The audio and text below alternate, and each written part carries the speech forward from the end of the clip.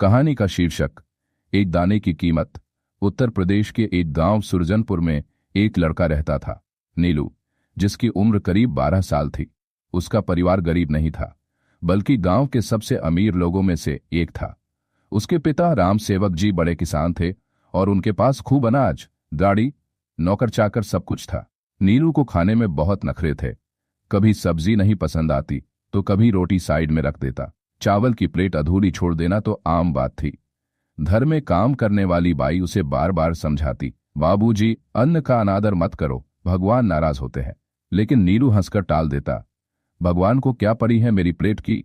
एक दिन उसके स्कूल में एक प्रोजेक्ट दिया गया, अन्न की अहमियत। सभी बच्चों को गांव के बाहर के इलाकों में जाकर यह जानना था कि गरीब परिवार खाने के लिए क्या करते हैं।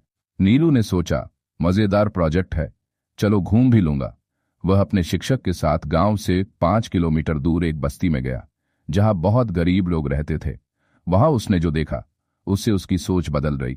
एक झोपड़ी में एक बूढ़ी अम्मा मिली, जिनके पास सिर्फ आधा कटोरी चावल था, जिसे वे 3 पोतों में बांटकर खिला रही थीं। बच्चे जोर जोर से कह रहे थे, दादी और दो ना, लेकिन अम्मा के पास कुछ नहीं था। नीलू अवाक रह गया। उसने पूछा, अम्मा, क्या रोज ऐसा ही होता है? अम्मा बोली, बाबू, रोज तो नहीं, कुछ दिन तो चूल्हा भी नहीं जलता।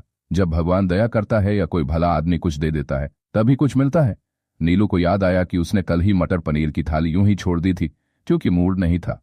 उसे पहली बार समझ आया कि वह जो अन्न यूं ही बर्बाद करता है, उसकी किसी और के लिए कितनी कीमत है। वापस लौटते समय वह चुप था। घर पहुंचकर उसने अपनी थाली पूरी खत्म की और अगले दिन से जो भी खाता, पूरी श्रद्धा और कृतज्ञता से खाता।